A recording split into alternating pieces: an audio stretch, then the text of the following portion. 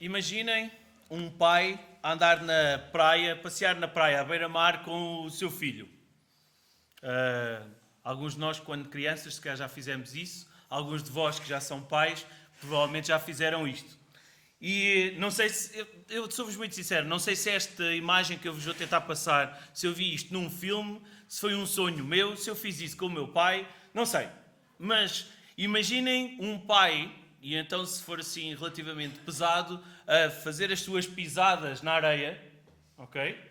E o filho vem atrás a tentar pisar as mesmas pisadas, não é? É complicado. Se for o Diniz assim pequenino, bem, o Timóteo também não é muito grande, mas o Diniz a tentar seguir as pisadas do pai dele, se calhar vai ter que dar um saltinho, não é? Para conseguir chegar lá. Então imaginem, as crianças gostam desta brincadeira de tentar seguir os pais, ou seguir as pisadas dos pais. E existem pais que efetivamente têm este cuidado de, na sua vida, no seu ensino, na sua vida familiar, passar ensinos aos seus filhos, de forma a que eles aprendam como que vão nas pisadas do próprio pai. Há pais que, por exemplo, eu já não tenho a certeza, eu acho que foi com o David, foi com o David, que o David disse-me que um dia gostava de fazer aquilo que se vê nos filmes americanos, que era pegar nos miúdos e ir com eles para o meio do mato. Foi contigo, não foi? E ter aquela experiência de pai e filho. Estão a ver? E provavelmente ele, meses antes, ia-se preparar para saber dar nós de corda, para depois não ser envergonhado, saber montar uma boa grelha para poderem caçar e depois... Percebem a ideia, não percebem? Só que existem outro tipo de ensinamentos, além da caça, que os pais querem passar para os filhos. Aquelas pessoas que são de boa moral, que nós conhecemos como exemplo, são pessoas que querem passar bons princípios para os pais, para os filhos, neste caso. O pai não está só preocupado que o filho obedeça, mas que ele compreenda porque é que tem que obedecer. O pai não está só preocupado em ditar leis. Ele está preocupado que o filho aprenda as leis para que depois, cumprindo-as, tudo lhe vá bem. Ou será que há algum pai, um bom pai, que queira mal para os seus filhos? Aquilo que nós vamos ver no texto de hoje, e podem ir abrindo se ainda não o fizeram, na primeira carta aos Tessalonicenses, que é o que nós estamos a ler hoje, a fazer a série agora, capítulo 2, e aquilo que nós vamos ver aqui é que Paulo escreve aos Tessalonicenses considerando-os, e nós vamos ver esse exemplo no próprio texto, como filhos. Ele era como um pai para estes crentes. E os capítulos 2 e 3 vão ser o texto que nós vamos ter como base e que vamos desde já passar a ler. Então diz assim o texto: porque vós mesmos, irmãos, bem sabeis que a nossa entrada para convosco não foi vã. Mas, havendo primeiro padecido e sido agravados em Filipos, como sabeis, tornámo-nos ousados em nosso Deus para vos falar o Evangelho de Deus com grande combate. Porque a nossa exortação não foi com engano, nem com imundícia, nem com fraudulência, mas como fomos aprovados de Deus para que o Evangelho nos fosse confiado, assim falamos, não como para agradar aos homens, mas a Deus que prova os nossos corações. Porque, como bem sabeis, nunca usámos de palavras lisonjeiras, nem houve um pretexto de avareza. Deus é testemunha. E não buscámos glória dos homens, nem de vós, nem de outros, ainda que podíamos, como apóstolos de Cristo, ser-vos pesados. Antes, fomos brandos entre vós, como a ama que cuida seus filhos, ou que cria seus filhos. Assim nós, sendo-vos tão afeiçoados, de boa vontade quiséramos comunicar-vos, não somente o Evangelho de Deus, mas ainda as nossas próprias almas, porquanto nos éreis muito queridos. Porque bem vos lembrais, irmãos, do nosso trabalho e fadiga, pois trabalhando de noite e dia para não sermos pesados a nenhum de vós, vos pregámos o Evangelho de Deus. Vós e Deus sois testemunhas de quão santas, justa e irrepreensivelmente nos houvemos para convosco, os que crestes. Assim como bem sabeis, de que modo vos exortávamos e consolávamos a cada um de vós, como o Pai aos seus filhos, para que vos conduzisseis dignamente para com Deus, que vos chama para o seu reino e glória. Pelo que também damos graças a Deus sem cessar, pois havendo recebido de nós a palavra da pregação, a recebestes, não como palavra de homens, mas, segundo é na verdade, como palavra de Deus, a qual também opera em vós os que crestes. Porque vós, irmãos, haveis sido feitos imitadores das igrejas de Deus, que na Judeia estão em Jesus Cristo, porquanto também padecestes dos vossos próprios concidadãos, o mesmo que os judeus lhes fizeram a eles, os quais também mataram o Senhor Jesus e os seus próprios profetas, e nos têm perseguido, e não agradam a Deus, e são contrários a todos os homens, e nos impedem de pregar aos gentios as palavras da salvação, a fim de encherem sempre a medida dos seus pecados. Mas a ira de Deus caiu sobre eles até ao fim. Nós, porém, irmãos, sendo privados de vós por um momento de tempo de vista, mas não do coração, tanto mais procuramos com grande desejo ver o vosso rosto, pelo que bem quisemos, uma e outra vez, ir ter convosco, pelo menos eu, Paulo, mas Satanás nulo impediu. Porque qual é a nossa esperança, ou gozo, ou coroa de glória? Porventura não sois vós, não o sois vós, também diante do nosso Senhor Jesus Cristo na sua vinda? Na verdade, vós sois a nossa glória e gozo, pelo que, não podendo esperar mais, de boa mente quisemos deixar-vos ficar sós em Atenas. E deixar-nos ficar sós em Atenas. E enviámos Timóteo, nosso irmão e ministro de Deus, e nosso cooperador no Evangelho de Cristo, para vos confortar e vos exortar acerca da vossa fé, para que ninguém se comova ou se inquiete por estas tribulações, porque vós mesmos sabeis que para isto fomos ordenados. Pois estando ainda convosco, vos predizíamos que havíamos de ser afligidos, como sucedeu, e vós sabeis. Portanto, não podendo eu também esperar mais, mandei-o saber da vossa fé, temendo que o tentador vos tentasse e o nosso trabalho viesse a ser inútil.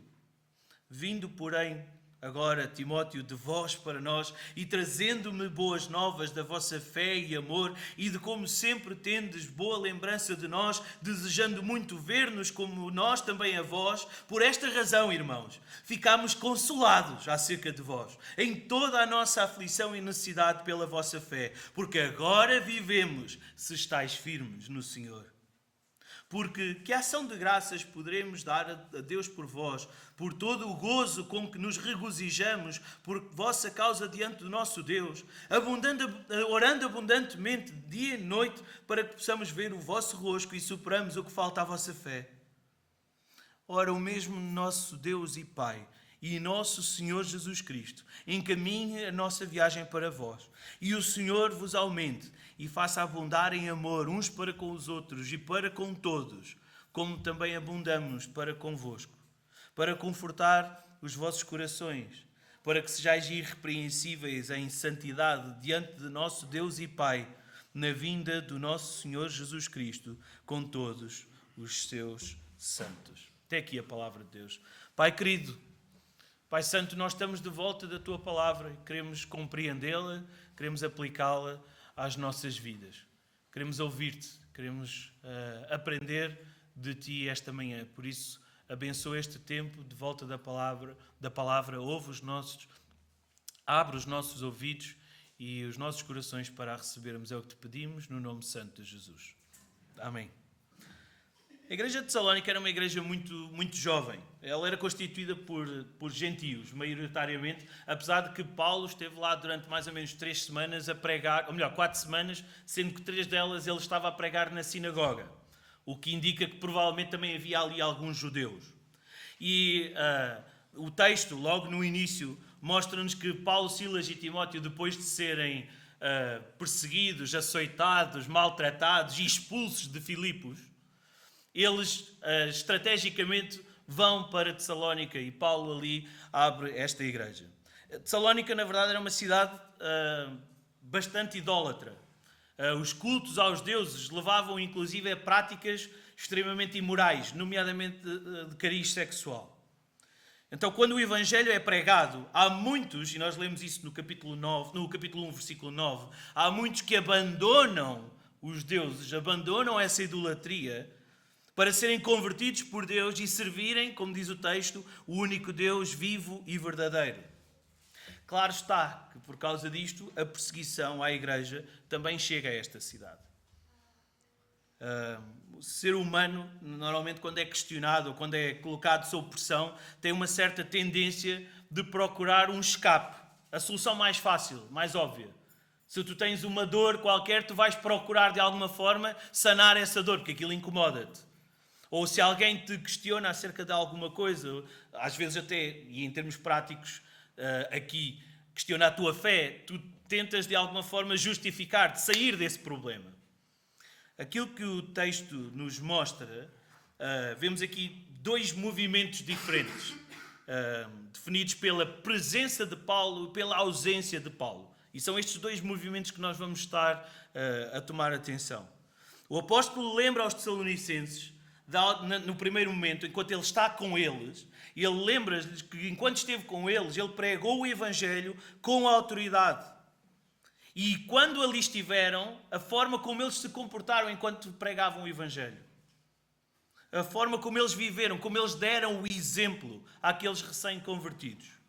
Agora, estando ausente, e esse será o nosso segundo momento, ele está preocupado que os Tessalonicenses cedam à pressão da perseguição e procurem o caminho mais fácil e desistam da fé e desistam de resistir, não enfrentem a tribulação, queiram fugir da dor. É por isso que nós percebemos que há um grande desejo, não sei se conseguiram perceber isso na leitura do texto. Às vezes lermos textos grandes parece cansativo, mas se prestarmos atenção ao texto, ele vai nos dando dicas de conseguimos quase que calçar os sapatos, ou as sandálias, neste caso, de Paulo.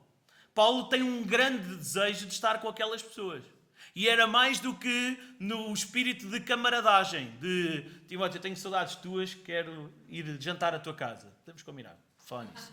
Mas é mais do que isto. Paulo tinha um grande desejo de estar com eles para os ajudar, para os confortar. Há estas palavras no texto, perceberam isso? Não perceberam? E de ajudá-los a resistir a Satanás. E então há um desejo grande de lhes entregar pessoalmente este fortalecimento, esta esperança do Evangelho que Jesus traz àquele que está atribulado. Então, a minha sugestão para vocês esta manhã é juntos vermos estes tais dois movimentos. E eu fui bastante original nos títulos. O primeiro será ausente, mas presente. O segundo será presente na ausência.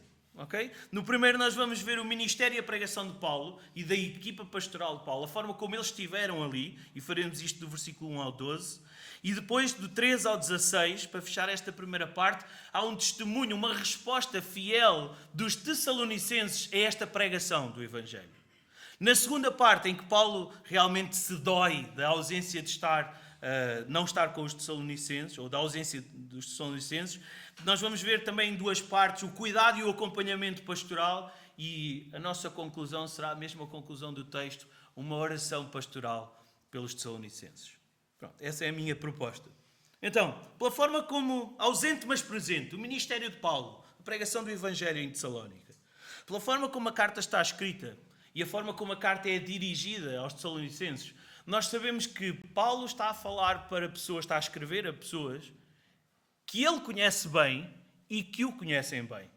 Não sei se repararam, mas o texto por várias vezes diz: como vós bem sabeis, como vos lembrais.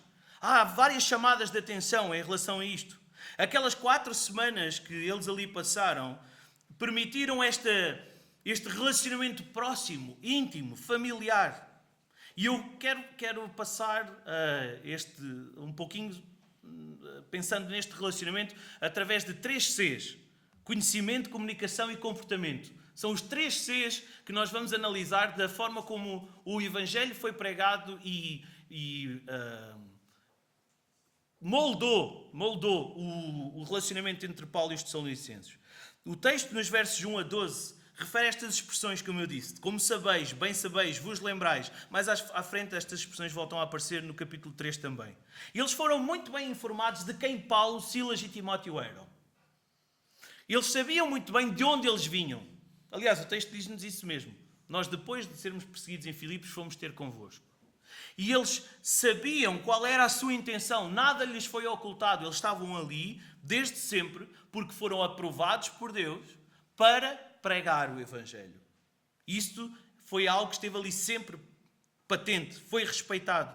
Os tessalonicenses estavam bem cientes, ou seja, eles conheciam, daí o primeiro C, conhecimento, eles conheciam quais eram as intenções de Paulo e da sua equipa pastoral, de evangelização, e qual era a mensagem que eles iam comunicar.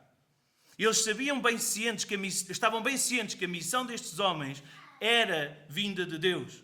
A sua entrada na cidade, o texto até nos diz, e começa isso mesmo, bem sabeis que a nossa entrada, ou seja, a forma como nós entramos nas vossas portas adentro, digamos assim, não foi vã, mesmo debaixo de grande combate.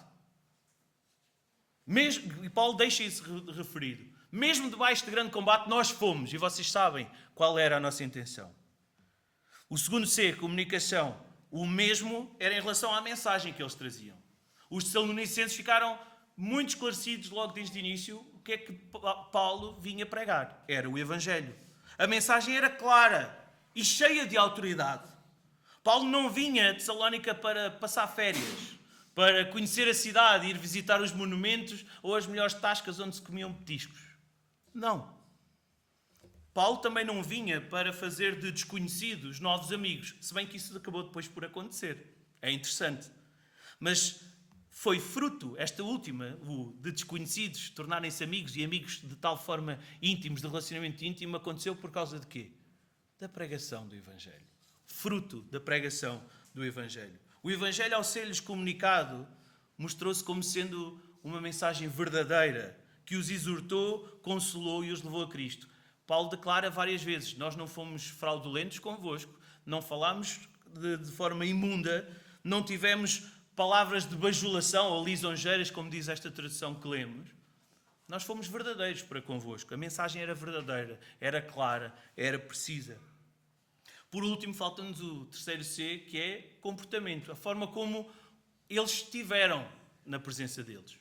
E estes aspectos da forma como a mensagem não foi com palavras fraudulentas ou imundas e por aí vai, revela o comportamento que esta equipa pastoral tem ao intervir naquela cidade, ao entrar naquela cidade.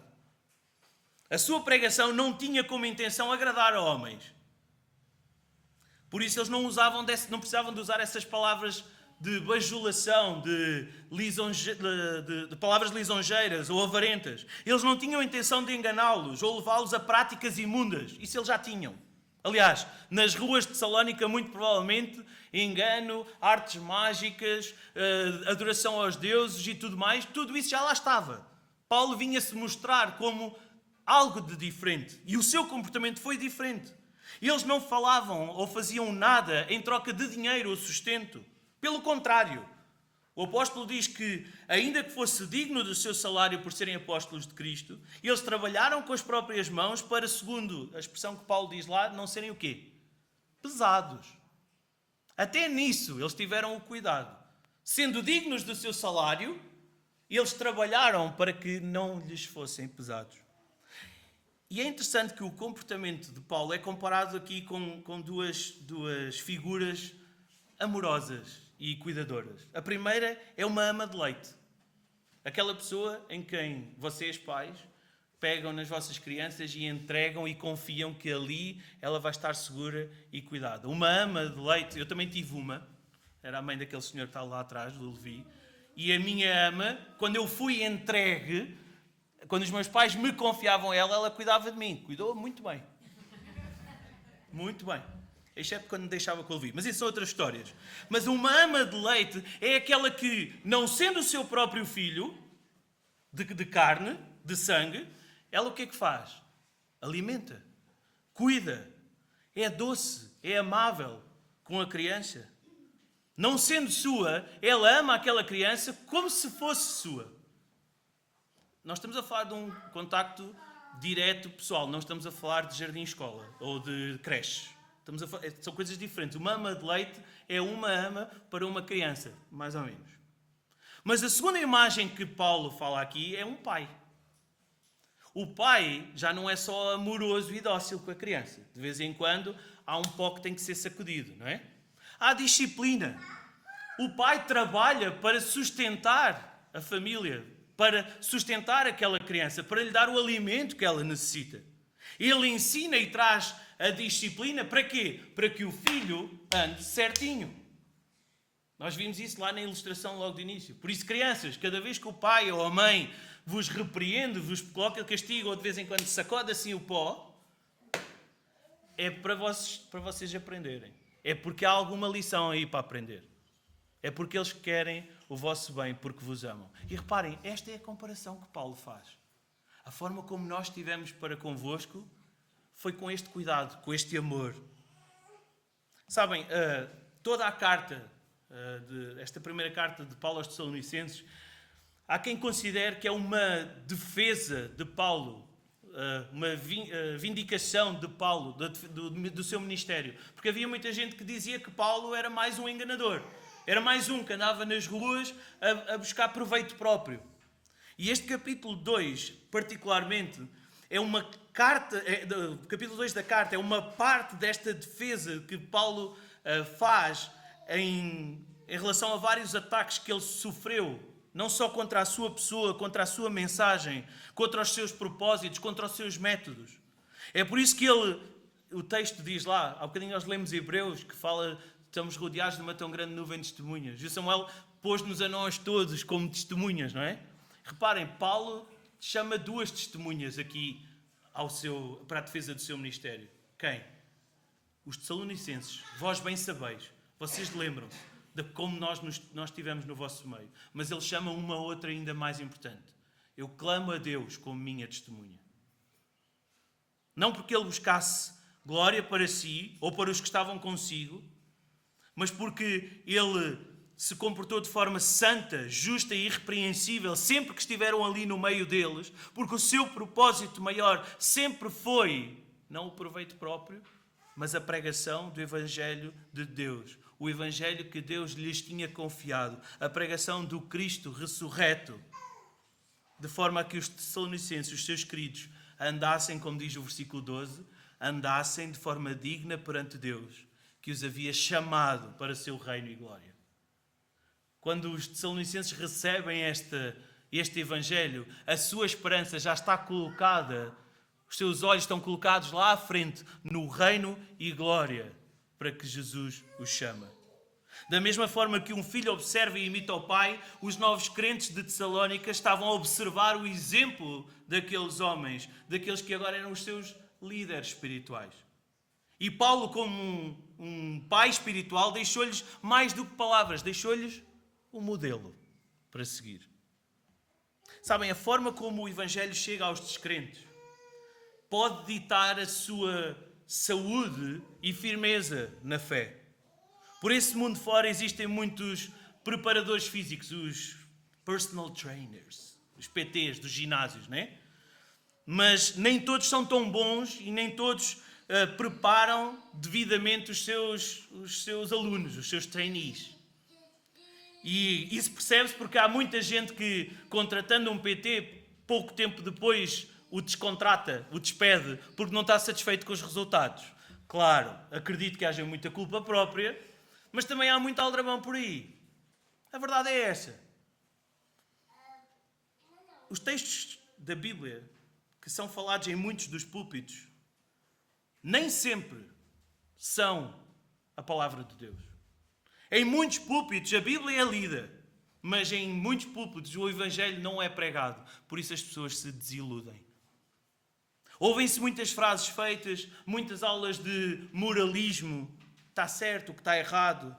Outros há que falam e que agradam as multidões e conseguem reunir. E nós estamos fartos de ouvir acerca de igrejas, ou chamadas igrejas, que têm muitas outras coisas que não são a palavra, que chamam pessoas.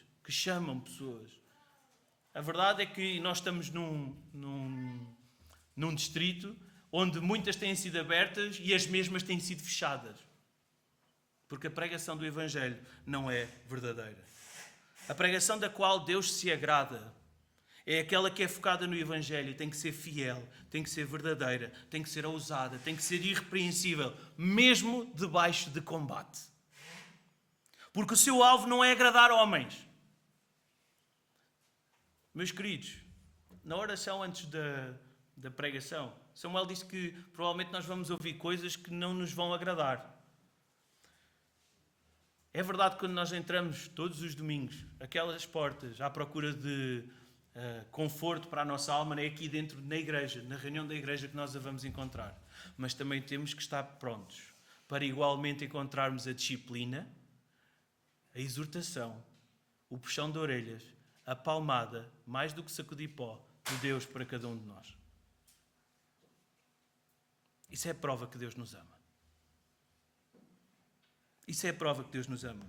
E para que a pregação do Evangelho seja fiel, verdadeira, ousada e irrepreensível, que não agrada a homens, mas que incomoda o coração dos homens e que os leve para Cristo, nós precisamos igualmente de homens como Paulo, mais homens de boa conduta, mordomos fiéis, esforçados, amorosos, cuidadores disponíveis, dispostos a sofrer e a sacrificar-se. Paulo estava a ser perseguido em Filipos e ele foge da perseguição para se meter aonde? Noutra perseguição.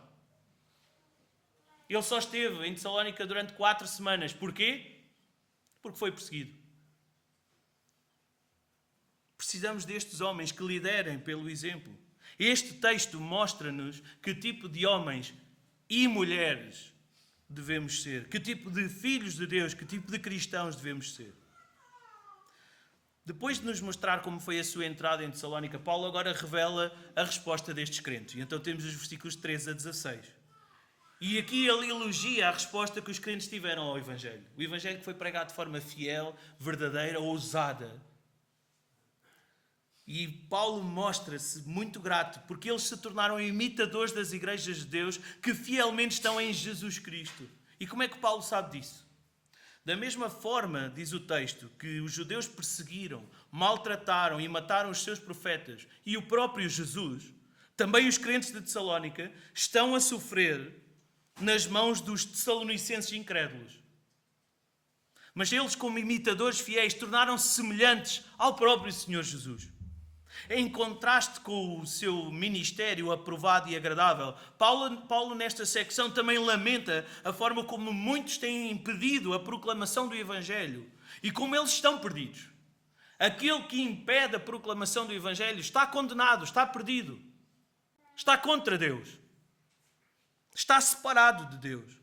Eles estão perdidos, o Paulo refere que eles estão perdidos ao ponto de acumularem os seus pecados pelas suas ações pessoais contra o Evangelho, mantendo-se ainda debaixo da ira de Deus, da qual os tessalonicenses, porque são crentes fiéis, estão libertos, estão livres, estão salvos.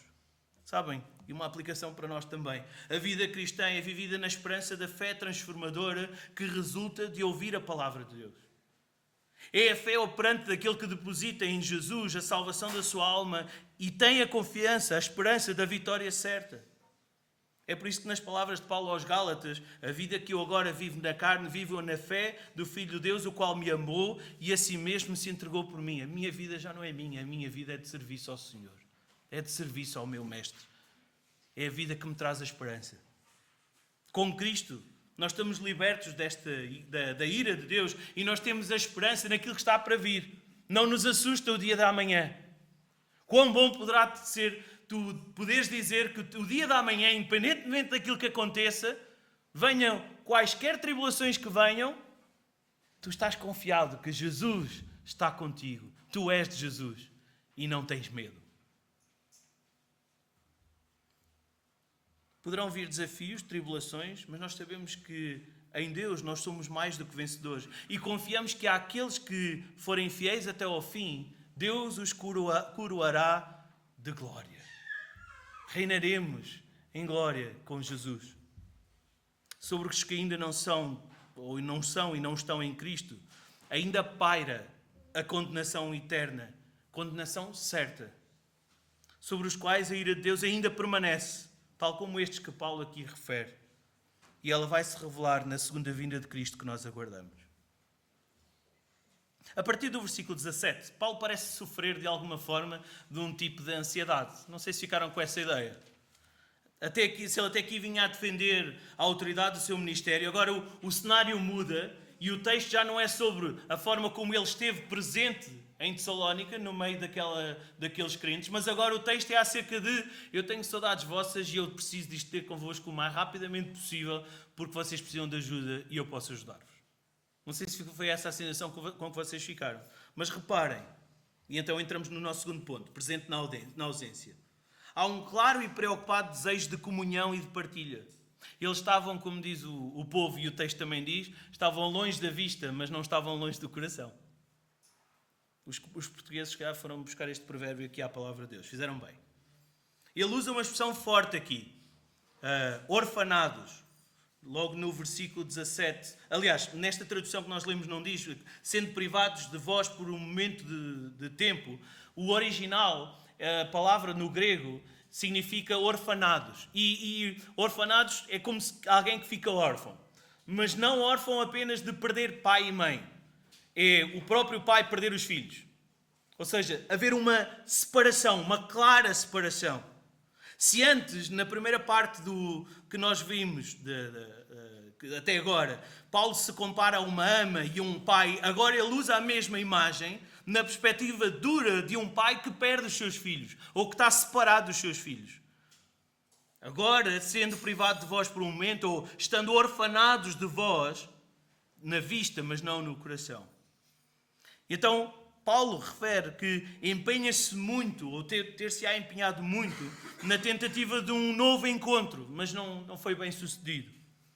Há uma forte probabilidade, ou possibilidade, de alguns dos tessalonicenses terem ficado muito preocupados, e tristes inclusive, com a saída abrupta de Paulo de Tessalónica. E ainda para mais, Paulo foi embora, deixou-nos aqui, agora estamos a ser perseguidos, e ele ainda não voltou. Ele não voltou. Só que Paulo, com esta carta, também vai assegurar aqueles crentes que a escolha não foi sua, mas foi do inimigo. Mais uma vez nós percebemos este elo forte e familiar que existia. E Paulo faz uma declaração lindíssima. Parafraseando o texto: vocês são a nossa esperança, a nossa alegria, coroa de glória, quando o Senhor Jesus Cristo voltar. Que declaração maravilhosa. Pessoas que eram totalmente desconhecidas, mas por aquele relacionamento em Cristo, ele declara: vocês são a nossa esperança, a alegria, a coroa de glória. Vocês são a bênção que nós recebemos de Deus pelo poder do Espírito Santo. Vocês são o fruto glorioso do nosso árduo e difícil trabalho. Só que aquilo que Paulo queria, e nós já vimos isso anteriormente, era muito mais do que camaradagem e comunhão dos tessalonicenses. A preocupação dele era garantir que a sua fé deles, estava firme. E de forma que a pregação e o ensino das Escrituras que eles tiveram com eles não tivesse sido inútil, não fosse vã. E então Paulo toma uma ação. Ele não consegue ir, mas envia alguém em quem ele confia. Envia Timóteo, um ministro de Deus, um parceiro de ministério. É interessante que não temos tempo para ver isso, mas a descrição do versículo 2 do capítulo 3 de Timóteo, nós conseguimos perceber, ou pela descrição que ali está, nós conseguimos perceber que Timóteo estava totalmente alinhado com Paulo. Enviar Timóteo era quase como se fosse o próprio Paulo a ir. Então o texto diz-nos que Timóteo é enviado para os exortar, confortar, consolar, para que eles não estivessem inquietos com as tribulações pelas quais passavam e as quais tribulações Paulo lhes tinha dito que eles iriam passar e que ele próprio partilhava.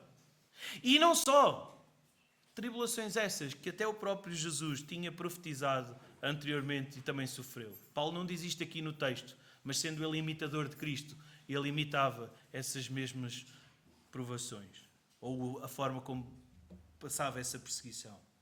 Então o texto continua a afirmar o amor, o desejo, o consolo que na ausência e separação de Paulo, os tessalonicenses sentem por ele e uns pelos outros.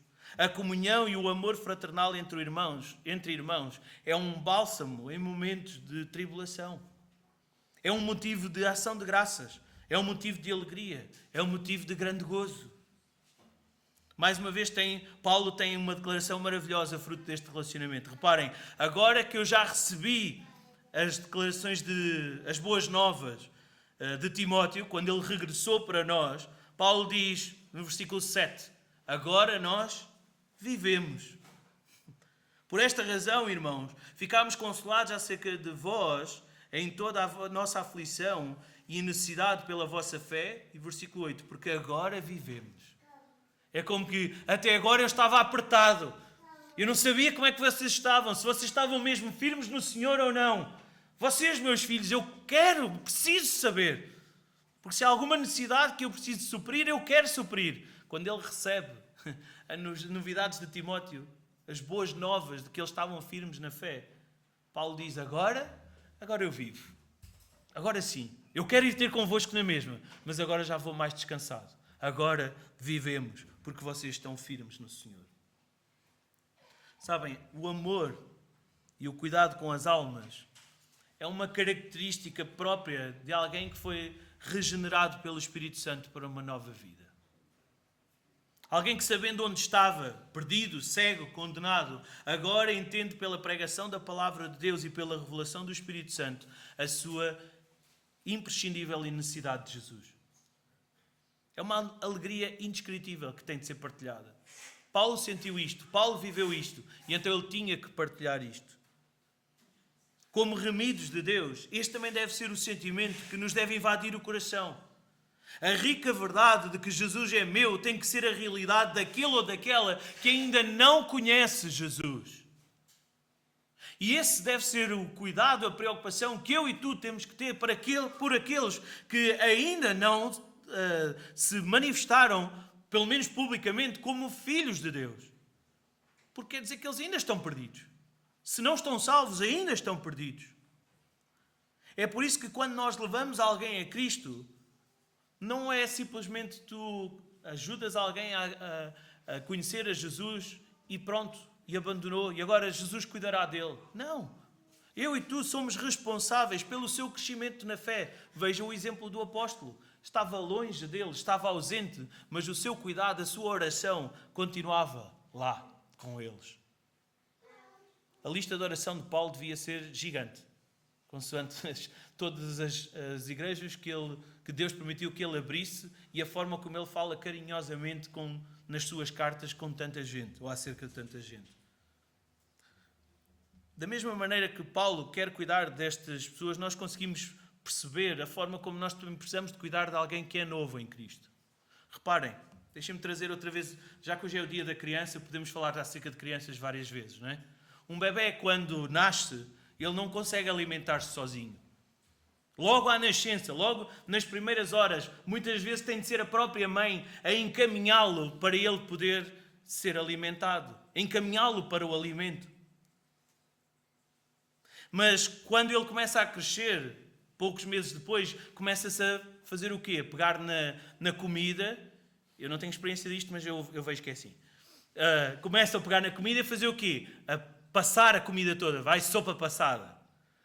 E começa a comer sopa passada. E começa a introduzir a carne e o peixe. E começa... Perdoem-me se eu disser algo mais, não é? Também eu vou manter-me ao básico. Depois a seguir já é as frutas. Depois a seguir já é... uns meses, talvez bem largos mais tarde, já começamos a partir a batata em pedaços pequeninos e a carne e a tirar as espinhas e a pôr pedacinhos pequenos. Eu estou à espera de confirmações vossas, está bem? Depois continuamos e mais tarde já conseguimos pôr um bife no prato ou pegar num peixe e tirar o lombo do peixe e está lá e eles quase já nem precisam de ajuda para partir. Mais tarde, um bocadinho, eles já começam a comer tanto como os pais e um rodízio já não é suficiente. Mas até chegarmos a esse momento, há um trabalho que é preciso ir sendo feito. A criança sozinha, quando nasce, não consegue chegar lá. Assim é a caminhada na fé. E não pensemos que este é um trabalho exclusivo de pastores, presbíteros ou pregadores. É um chamado de todos nós. Todos nós somos chamados a cuidar e a amar uns dos outros. Só assim é que nós vamos mostrar que somos amigos de Jesus, como Ele próprio o afirma. Sereis meus amigos se vos amardes uns aos outros. Sereis meus amigos se fizerdes aquilo que eu vos mando. E Jesus manda-nos o quê? Amai-vos uns aos outros, como eu vos amei. Amar implica atenção, cuidado, tempo, abnegação, sacrifício, às vezes até choro e sofrimento. Só que nós sabemos, e essa é a nossa esperança, que por Jesus o nosso trabalho no Senhor não é vão. Pelo poder do Santo Espírito, o Senhor consolará, ou vai nos consolar na nossa jornada, vai nos dar a esperança que nós precisamos nesta caminhada de santificação para a glória, para vivermos e nos regozijarmos juntos uns com os outros, firmes no Senhor. A caminhada é junta, não é sozinha. É por isso que somos igreja. E Igreja de Cristo. A partir do versículo 11 até ao 13, Paulo termina esta secção confirmando o seu desejo de reencontro, mas mais do que tudo ele roga a Deus, por Jesus, pelos Tessalonicenses. Apesar de ele estar a ser perseguido por amor do Evangelho, o apóstolo foca a sua oração nos seus filhos espirituais, aqueles que foram remidos pelo Evangelho, pelo poder do Espírito Santo. Vamos ler o texto outra vez, versículo 11. Que o próprio Deus, eu vou ler uma tradução ligeiramente diferente. Que o próprio Deus, nosso Pai, e Jesus, nosso Senhor, preparem o nosso caminho até vós. E o Senhor vos faça crescer e transbordar em amor uns para com os outros e para com todos, como também nós transbordamos em relação a vós.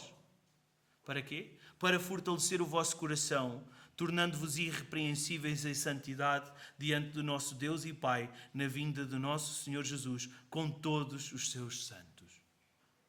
Paulo ora não para que os Tessalonicenses sejam libertos de alguma perseguição ou dos problemas, ou que o Senhor castigue os Tessalonicenses descrentes. Não, nada disso. Paulo ora por crescimento, amor fraternal, fortalecimento e confirmação do coração. Para quê? Para que os crentes se tornem irrepreensivelmente santos, isto é, separados e livres do pecado, para glorificarem a Deus na vinda de Cristo e por toda a eternidade. Esta é a oração. E quando isto acontecer, todos os seus remidos, diz o final, as últimas palavras, com todos os seus santos. Todos os remidos de Jesus serão coroados de glória, porque eles foram justificados pelo Cordeiro, pelo próprio Jesus. Esta oração tem em vista um árduo caminho a ser trilhado até àquele dia em que Jesus virá para reinar de uma vez e para sempre. Um caminho que apenas tem uma luz, a luz do Evangelho, a luz da cruz de Cristo, e que só essa pode iluminar. É por isso que, como igreja, nós temos o dever de cuidar uns dos outros, fortalecendo-nos mutuamente no Evangelho de Jesus. É por isso que Deus nos concede, ou chama algumas pessoas para pastores, para presbíteros, para cuidarem de nós, para cuidarem da igreja, para orarem por nós, para nos ensinarem, para nos puxarem as orelhas, para nos exortarem, para se preocuparem connosco, para nos confortarem, para nos amarem. E se tu foste chamado para este ministério, é isto que as ovelhas de Jesus, que te foram confiadas, precisam e esperam de ti. Cumpre o teu ministério. E perdoem-me os meus caros presbíteros, esta é um puxão de orelhas para eles. Mas nem todos somos pastores ou presbíteros. Na verdade, aquilo que todos nós somos é ovelhas. Todos somos ovelhas. E como tal, nós devemos estar gratos por aqueles que são nossos pastores, que são nossos presbíteros. Tal como os Tessalonicenses, e Paulo também refere isso. A preocupação não era apenas de Paulo com os Tessalonicenses. Os Tessalonicenses, no texto, nós conseguimos perceber que eles também amavam Paulo, o seu pai espiritual. Então nós também devemos estar gratos e amar os nossos presbíteros. Preocupar-nos com eles. Orarmos, nós também por eles. Orarmos por sabedoria, por paciência, por tempo, por sustento. Orarmos para que o Espírito Santo os encha de poder para cuidar de nós, tal como um pai cuida de um filho. Tenhamos paciência e compreensão também para com eles, pois não deixam de ser homens com as suas fraquezas, com os seus desafios. Mas são homens que Deus chamou e a quem Deus aprovou e a quem Deus capacitou. E por isso nós devemos amá-los, até mesmo nas suas fraquezas. Mas hoje aqui nós também não somos todos ovelhas. E tu que ainda não conheces verdadeiramente a Jesus, ou pelo menos ainda não o manifestaste publicamente, como é que tu te sentes a ouvir estas coisas? Parece que te falta alguma coisa? Parece que te falta esta certeza, esta esperança que nós falamos, que temos em Jesus? Parece que te falta este cuidado e amor desprovido de interesse? Será que tu também gostarias de ter este sentido de pertença? Vem a Jesus. Reconhece o teu pecado e vem a Jesus, reconhecendo-o como o teu Salvador e perfeito e completo. Sente a paz, sente a esperança que excede todo o entendimento, ou a paz que excede todo o entendimento e a esperança que só Ele pode dar. Sente o amor e o cuidado que a sua igreja, como um só corpo, tem para dar, tem para oferecer e traz sentido à tua vida, traz esperança à tua vida.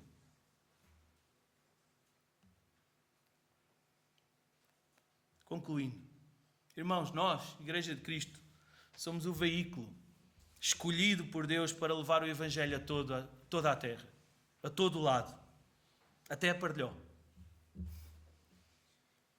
para trazer sentido e esperança ao perdido. Somos nós que temos uma missão clara de proclamar Jesus com ousadia, com compromisso, com esforço, com sacrifício, com amor, tal e qual como Paulo nos deixou o exemplo. Aliás, ele próprio diz: sede meus imitadores como eu sou de Cristo. Esta é a nossa vocação. Este é o ministério que nos foi confiado. Nós não podemos calar. Nós não podemos recuar. Nós não podemos desistir. O mundo precisa de ouvir. As almas precisam de conhecer Jesus. E qual é a razão da nossa esperança? É que todas as tribulações, todas as barreiras que possam ser levantadas neste ministério de pregação do Evangelho já foram vencidas por Jesus. A maior vitória Ele já conseguiu. Ele morreu, ressuscitou e triunfou. E agora envia-nos a nós, investe-nos do poder do Espírito Santo para sermos as suas testemunhas no mundo. Venham as dificuldades, venha a perseguição. Venham os locais onde o tentador é feroz e mexe com a nossa cabeça. Não importa. A nossa esperança está em Jesus. A nossa esperança está nele, que já venceu tudo. Nós marchamos para uma guerra, como Paulo diz, ele pregou o Evangelho debaixo de um grande combate. Nós marchamos para uma guerra com a vitória garantida em Jesus. Mas há mais, a nossa esperança também está firmada na promessa de que o nosso trabalho no Senhor não é em vão. Cada semente que lançamos, cada lágrima que derramamos, cada alma que é amada com o amor de Cristo, nada disso será em vão. Quando nós amamos os perdidos, como Cristo nos amou, quando nos damos por eles, como Ele se deu por nós, então a nossa esperança transforma-se em alegria. A nossa alegria será completa quando virmos estas almas a virem a Cristo. Ou nós não gostamos de fazer um culto de batismos e vermos irmãos a serem agregados à nossa comunidade. Não nos importam os números, importa-nos que as almas conheçam a Cristo. E estas serão as almas que connosco vão caminhar juntos para a glória. Vão caminhar juntos para o reino. E naquele dia, quando Ele vier, quando Jesus vier, e reparem que a primeira carta aos Tessalonicenses, aliás, as duas cartas aos Tessalonicenses estão cheias da vinda de Jesus, da esperança na vinda de Jesus. Quando Jesus vier, nós vamos estar rodeados de todos aqueles que ouviram, de todos aqueles que creram, todos aqueles que foram salvos através do nosso e do testemunho fiel de todos os seus servos por esse mundo fora. E juntos a uma só voz nós adoraremos o Cordeiro para sempre. É por isso que como igreja nós seguimos juntos com Cristo nesta missão que Ele nos deu. Vamos pregar, vamos amar, vamos servir, porque vale a pena. Porque Ele é digno, porque Jesus vive. Vamos orar.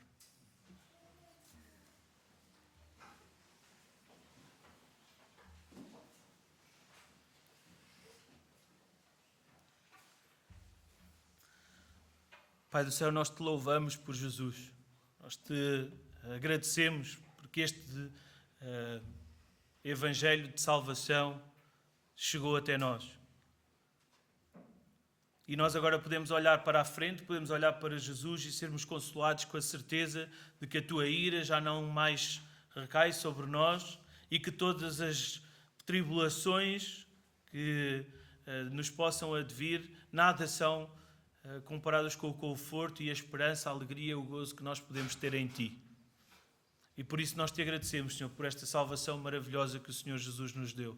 Porque não só podemos olhar uma vida plena, uma nova vida plena em ti e contigo para todo o sempre, livres da condenação, livres da ira que está sobre aquele que ainda não reconhece a Jesus como o seu Salvador, como na nossa caminhada aqui nós conseguimos perceber que a nossa esperança está nele. Podemos descansar, podemos ser confortados, podemos ser consolados com essa certeza.